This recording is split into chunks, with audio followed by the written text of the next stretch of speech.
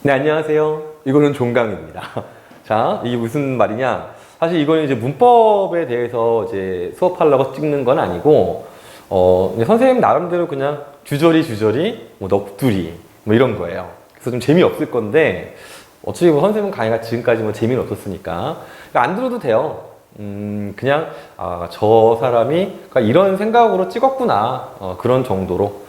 물론 이 강의를 기획하고 찍게 된 거는 굉장히 이 많은 이유랑 뭐 목적이 있는데, 일단은 강의 듣는 여러분들을 위해서만 한정을 짓는다면, 그러니까 선생님이 이제 여기저기 학원에서 문법을 가르치면서 사실 되게 어떤 불만이 많이 있었냐면, 문법 강의를 처음부터 끝까지 사실 되게 체계적으로 공부를 하도록 만들기가 어려웠어요. 왜냐면 이 다른 과목이 맨날 치이고 그렇기 때문에 가르쳐야 될 게 너무 많고 반복시키고 이해시킬 게 참 많은데, 학원이라는 테두리 안에서는 그게 쉽지가 않더라고요. 그래서 애초에 어떤 생각이었냐면, 제대로 한번 문법의 처음부터 끝까지를 진짜 강의를 한번 찍어보자. 이런 생각이 있었어요. 그래서 강의를 보통 준비를 할 때, 물론 뭐 잘했다는 게 아니라, 그냥 열심히 했다는 뜻이에요. 물론 이제 부족한 강의고, 뭐 당연히 그렇지만, 어쨌든,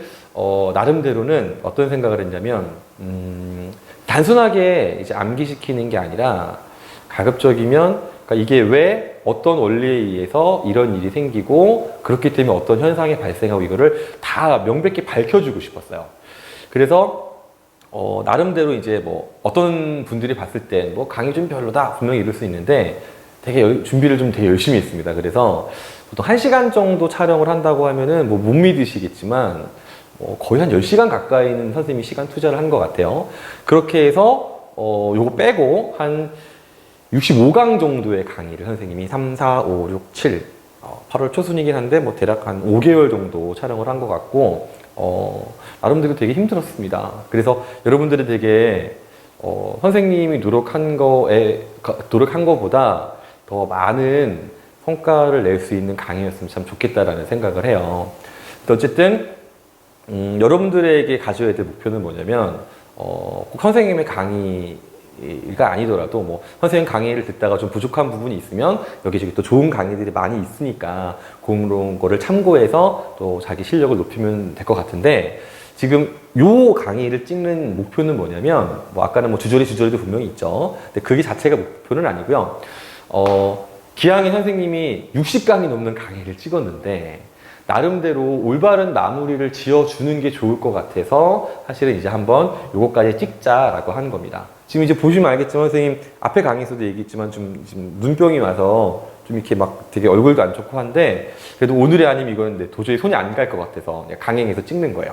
자, 어쨌든 자, 마무리가 바로 뭐냐면, 올바른 국어 문법 공부 방법이 무엇이냐 이겁니다. 물론 이거는 아예 맨 처음부터 강의를 들어도 상관은 없는데, 그래도 기왕이면은 한 번 정도 통강을 한 학생들이 보는 게 더 좋을 것 같아서 굳이 맨 마지막에 설명을 하는 거예요. 자, 일단 첫 번째, 올바른 국어 공부를 하려면 어떻게 해야 되느냐? 통강하고 반복해야 돼요. 선생님이 영강에서도 설명했었는데, 이 국어 문법은 절대로 처음부터요 100% 이해하면서 공부하는 게 불가능해요. 왜 그러냐면, 예전에 든 예시지만, 나 이제 방정식 배우는데 갑자기 미분 튀어나오고 막 그런 개념이거든요.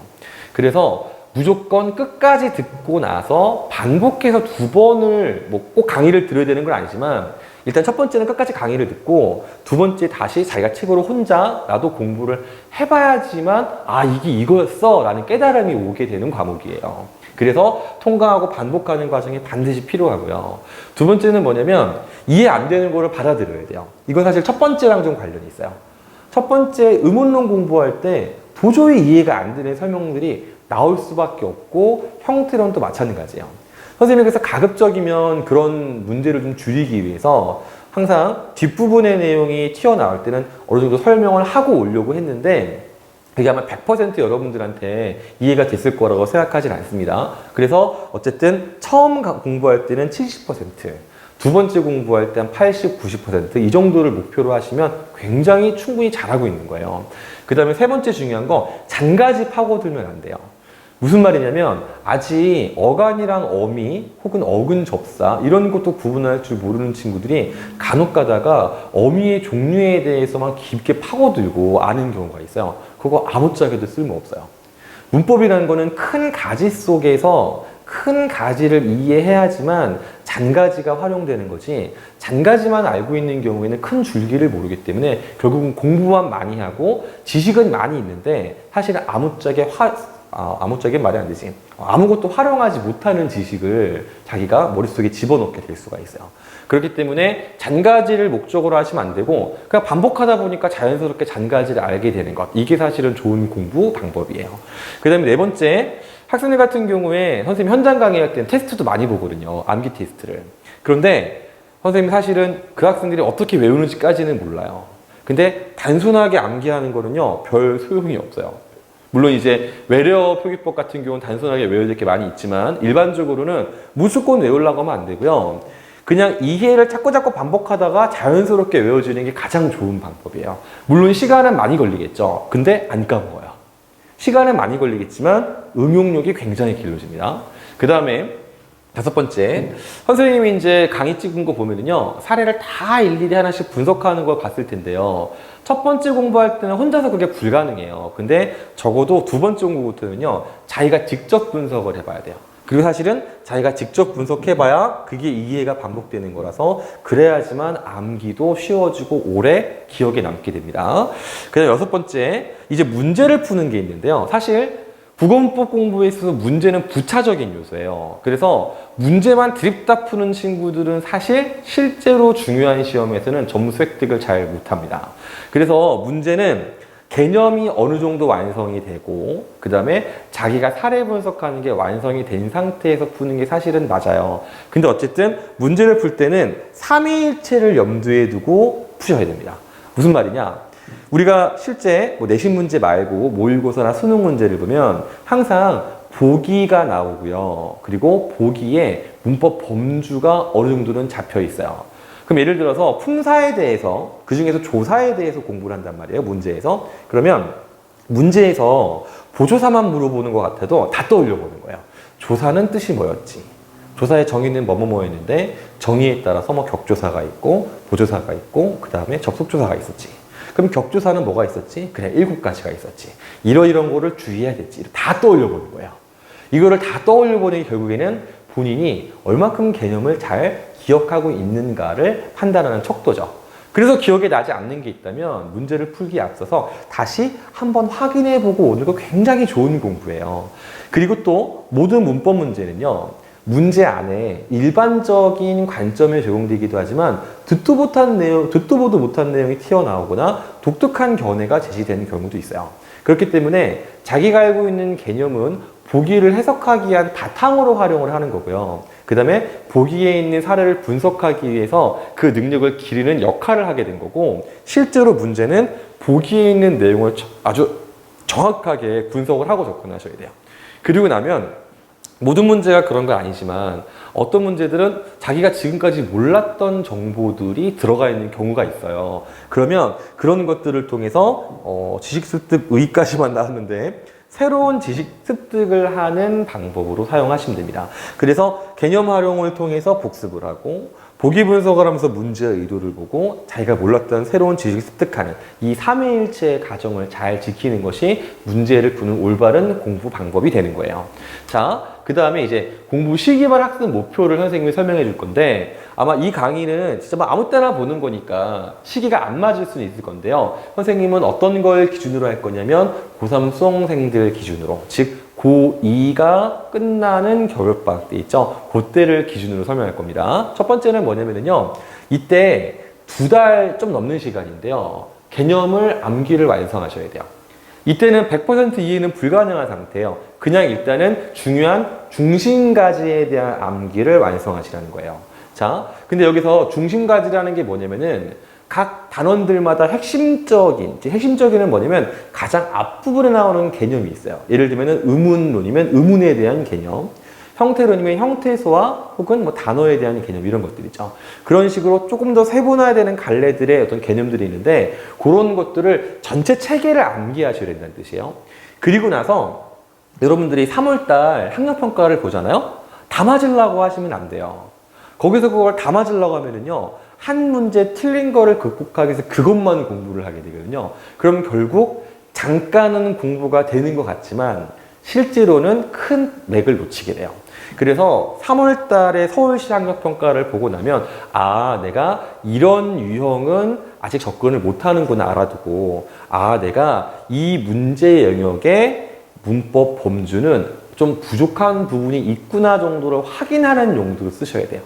그리고 나서 3월부터 6월까지 이때는요, 두 번째 개념 공부를 하면서 개념 확인 문제를 푸셔야 됩니다.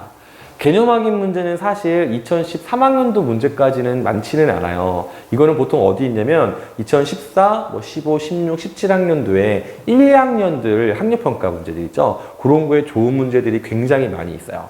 그리고 또 중요한 게 뭐냐면 이때는 개념 공부를 다시 하면서요, 사례를 직접 자기가 분석을 시도하셔야 돼요. 물론 안 되는 것들이 나올 겁니다. 근데 직접 해보는 게 중요한 거예요.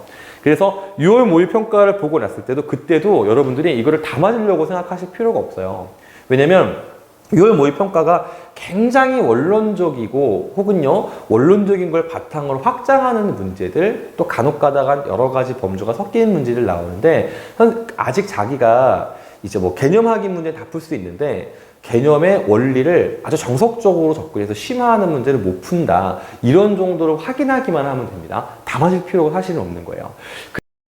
6월 모의평가에서 9월 모의평가 갈 때 있죠. 이때는 여러분들이 뭘 하시냐. 이제 드디어 보기 활용형 응용 문제를 풀기 시작하시면 되는데 그게 바로 뭐냐면 2014, 15, 16, 17학년도 고3 6월, 9월 모의평가랑 수능 문제가 되겠습니다. 그런 것들을 풀어보면서 실제로 자기가 뭔가 분석하는 데 있어서 부족한 부분이나 아니면 개념의 원리 있죠. 아주 기본적인 거, 원론적인 거에 대해서 오해하고 있거나 부족한 부분을 채워나가면 돼요. 그리고 사례 분석을 이제는 자기가 못하는 게 나오지 않도록 그런 식으로 공부를 하시면 되는 거예요. 그래서 9월 모의평가 전까지 요 단계만 잘 따져보면 별로 틀릴 일이 없어요. 그때부터 갑자기 문법이 쉬워지기 시작해요.